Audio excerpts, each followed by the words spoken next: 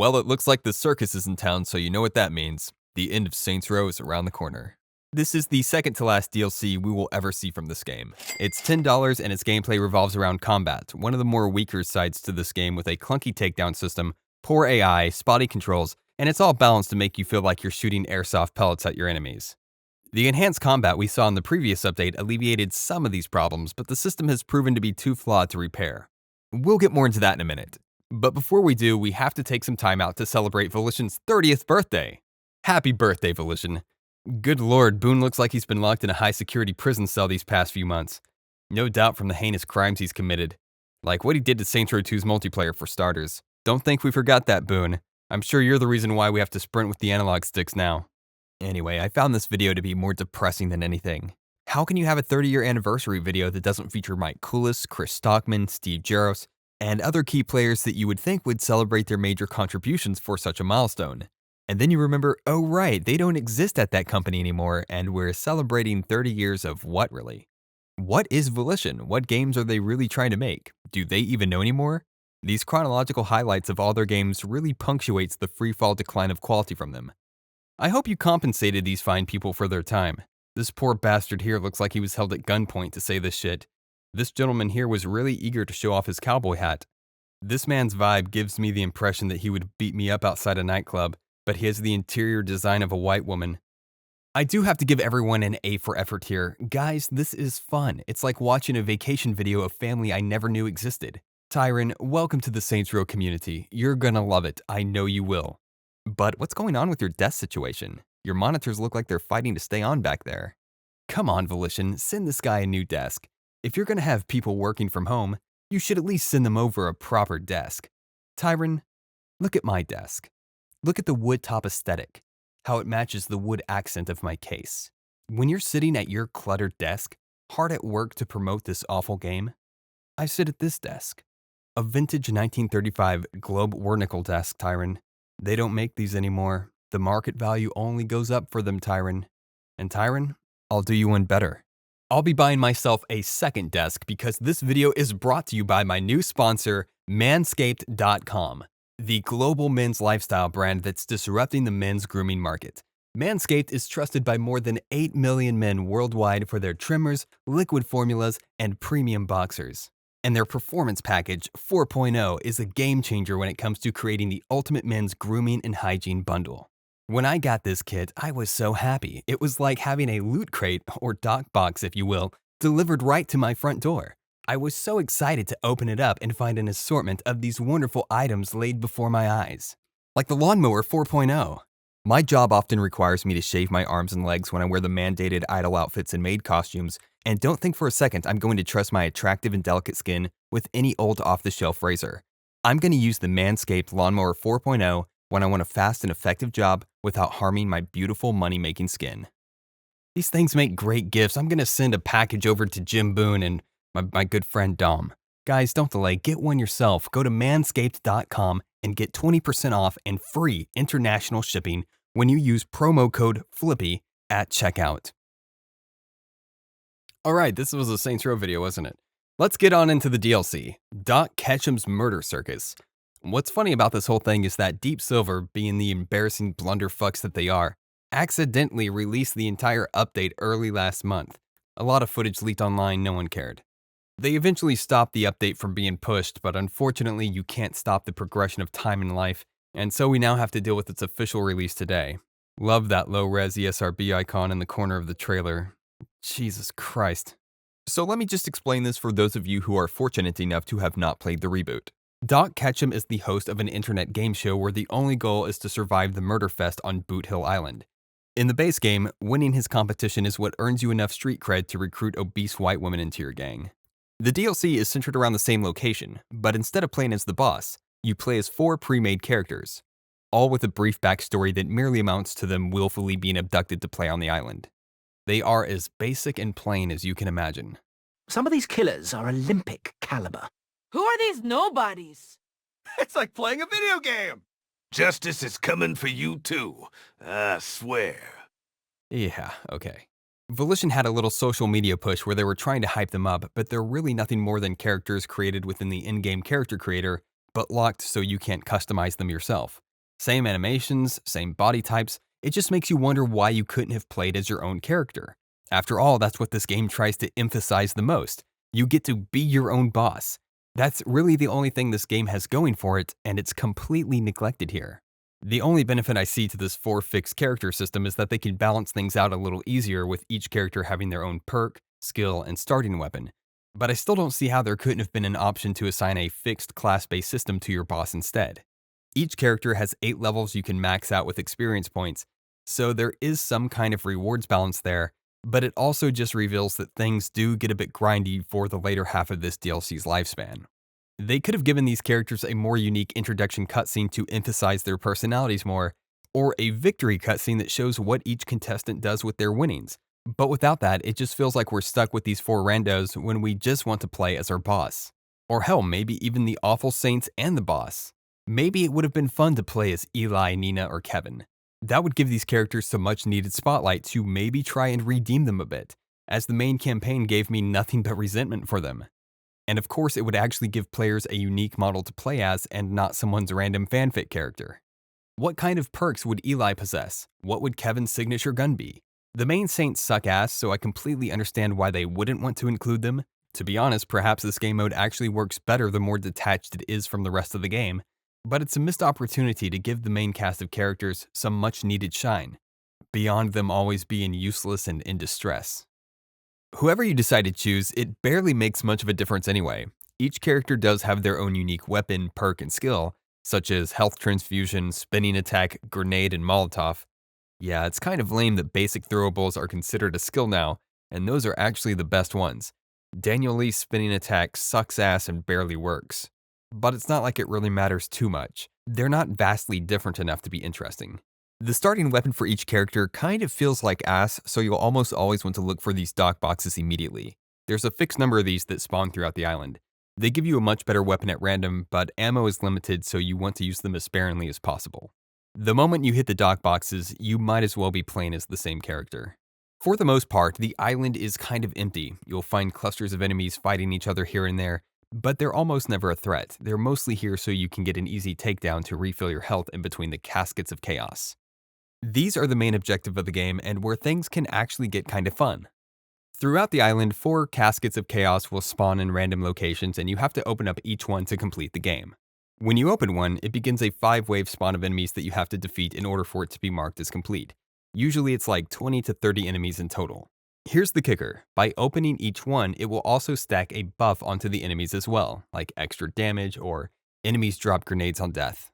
They're all labeled to let you see what the enemy buff is, so you can strategize the order you want to complete them. But here's where the chaos comes in. In addition to giving the enemies a buff, completing the casket also gives you a random perk to stack as a reward as well. This could be enemies explode on headshots, enemies cower when a takedown is performed, and so on. You can buy more of these perks and dockbox weapons at the Boot Coin Emporium in the start menu, the currency being the boot coins that enemies drop on death. This does create a rather fun game loop. It is kind of lame to buy a perk only for the chance to play it, but it did keep me coming back to try them. At least for a little while. I think the fun factor of this mode has a pretty steep fall off when you finally get the hang of things. This absolutely would have been much more fun with co-op, and I think they could have pulled it off. Just have your co-op partner open the caskets with you. Make it a survival mode, no revives. Maybe the co-op player can play as an enemy or something. There's a lot of fun ideas there that would have made this worth the asking price, but on its own, it's just a glorified activity that gets pretty repetitive after the first go-around. At the least, you'll go through this thing with each character, but because their perk, skill, and weapon combos don't really impact gameplay that much, by the 3rd time through this thing, I found myself kind of bored halfway through it, and then the 4th time was just pure boredom and the flaws were the only thing that stood out. For example, you can expect a lot of walking with nothing to do. In between the caskets and dock boxes, there's really not a lot going on but navigating an annoying map. Too many times I found myself frustrated that I hit some kind of dead end, or found myself walking on a really long path that led nowhere. They try to section off areas of the map with poison gas, but it doesn't exactly help when they let me walk so deep out of the way before doing so. Often there were times I found myself sitting on a dock box icon with the actual box being nowhere near me. The Murder Circus music plays ad nauseum in the background and the cell phone menu is changed so we can't use on-foot radio. That would have been a really good feature to use on such a grindy activity like this. Once you do exhaust the novelty of perks, you'll find yourself back at square one with the problem of this game.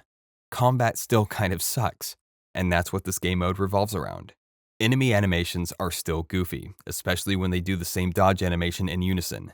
They move so artificially that you might as well just snap lock onto them and be done with it. Still better than what we played on launch, but again, that's not really saying much. There were many times when enemies spawned right on top of me, or times where they stopped dead in their tracks as the AI forgot they were supposed to be fighting me. I think this is the side effect of a perk, but the problem is that it also prohibits you from performing a takedown when you desperately need it. So you'll be spamming the takedown button only for it to lock up and leave you vulnerable. This mode also highlights how awful takedowns truly are. Like, I get it. It makes sense to refill the health bar, but plain and simple, I don't like them. They're stupid and annoying, especially when it's mandatory to do them, and you have to do it nearly every wave, over and over again. The novelty of them gets old so fast. I much prefer the Saints Row 4 health system. Let the enemies drop health and then pick it up. That's basically what boot coins are, but let them give you currency and health. Trying to lure an enemy into a takedown is a unique experience. It can be engaging in that way, but I think there's a much better way to do it without these takedowns forcing you to watch a mandatory little cutscene. You know, I heard a lot of problems with this game comes from memory issues. If these dumbass takedowns are what used up the memory, then please patch them out and keep the shortest ones. No longer than half a second. I don't know what else to say. These should have been a customizable special move for the melee system. Saints Row 3's awesome button did it so much better because I had the option to never do it. It's astounding to me that they've created one of the worst melee systems of any game I've ever played, and then center a critical game move around a convoluted melee animation that you have no real control of. The final Casket of Chaos spawns a unique boss for the character you chose, but I'm not exaggerating when I say you'll barely notice them at all. If I didn't see this little skull icon in the minimap, I wouldn't have noticed it was a boss. Well, except of course for Professor Genki dressed as Colonel Sanders. He spawns as one of the level 8 bosses and is a tad bit overpowered in the sense that you'll be running around in circles taking pot shots at him until he dies. He also talks. You just signed up for a dirt nap. Big mistake. Wait, that's not Genki. I think they accidentally left some generic grunt voice on him. How disappointing. Anyway, once you claim the final casket, that's it. You're brought back to the start menu to do it all over again. So to wrap the DLC up, all in all, it's not a bad idea. I like the concept, but it feels lackluster like everything else this game tries to do. Call of Duty Zombies, this mode is not. It doesn't come close to the fun and replayability a mode like that has. You're going to be grinding these characters alone for cosmetics you'll never really look at again. When you look at this promo image, it looks kind of fun as a 4-player co-op game. But remember, it's a solo game mode experience, despite Chief's perk telling you that it heals your friends, which is obviously not the case. My final verdict is that it's just repetitive as hell. For $10, hell no.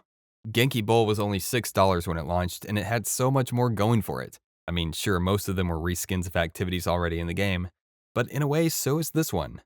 So not only have they failed to live up to what they were doing 12 years ago, they're charging nearly double the price. Use that $10 on anything else, like a 2D puzzle hentai game or something, or The Witcher 3, or Tyrone vs. the Cops. I think anything you choose on here for $10 will be much more worthy of your time. Support some struggling indie dev over this shit, please, for the love of God. You got me over here screaming like an Indian call center scammer. Sir, do not redeem, do not redeem. Indeed, don't redeem this DLC whatever you do. Well, the cheats are definitely the only good thing to come out of the recent update, and thankfully they're free. The only time I think you can really cut loose and have fun with this game is when you're trying to break it. They're split into 2 categories, clean and dirty cheats. And you can't save with the dirty ones, which is pretty upsetting. It means you can't really do a fun cheat run of the campaign unless you play the game in one sitting, which no one is going to do. With no mission replay, dirty cheats are the closest thing this game has to a fast forward button, but without being able to save, it leaves you with little use for it outside of a single gameplay session. The cheats are fun and everything, but I can't help but think they could be better. The classic Evil Cars cheat doesn't make a return, which I thought was kind of odd because they designed an entire mission around it. Zalika made an excellent trainer for the game that includes a lot of classic open world cheats. I kind of wish we got more stuff like that, especially in the dirty cheat section. If you're going to prohibit the player from saving the game, presumably to prevent a save from being corrupted, then go all out and let us rip the game apart. And to be real, the dirty cheat section doesn't really seem all that exciting. Now, as we know with the infamous Mad Dog glitch in San Andreas, sometimes cheats can have game-breaking side effects. And with how unstable this game is, I wouldn't be surprised if that's why they won't let you save with them. But when you really look at the cheat list, they're so basic that I can't imagine them actually breaking the game at all. I will say that some cheats have bugged out on me, like God mode is supposed to stop the player from dying. And sometimes it happens anyway. Same with angry pedestrians. Sometimes you have to keep re-enabling the cheats to get them to actually work. Well guys, that's all I had to say about the update. We're one final DLC away from the end of the Saints Row reboot. As confirmed in their AMA, we're not getting those mod tools. This is basically it. It might very well be the end of Saints Row forever. So as stated in their April newsletter, Volition is moving to Gearbox and is eager to work on games beyond Saints Row. In fact, what I hear is they really don't want to make another Saints Row game, at least anytime soon. But this is where it gets really complicated. While Volition has moved to Gearbox, the IP is staying with Deep Silver. And I heard through the grapevine that Deep Silver wants to greenlight a Saints Row sequel ASAP. So it looks like we might be getting a Saints Row sequel that's not made by Volition. Let me know your thoughts in the comments below. This is huge news if it turns out to be the case. I know a lot of you guys have been wanting that, and when you look at their track record from their own 30-year anniversary video, I can't blame you. But I've also heard from dedicated fans that it just wouldn't be a Saints Row game if it weren't made by Volition. Which, personally, I've long lost faith in that statement. The last bit of news I have is related to the Saints Row 2 patch. It's nothing major, but I just want to let you guys know that it's officially being worked on again. They haven't done anything with it for well over a year because they've been working on this awful reboot, but the final DLC is around the corner, and they're starting to actively prepare things to get back to work. This is actually how I found out that Deep Silver still owns the Saints Row IP. Deep Silver has to get some things approved by Gearbox in order for Volition to start working on it again. Yeah. If you want to get caught up on all the depression, you can watch my previous reviews in the description below. Drop me a comment on what you think about Murder Circus, cheats, and of course what the future holds for Saints Row not developed by Volition. Be sure to subscribe, grab your cardboard swords, and join me for one final huzzah. As always, thanks for watching.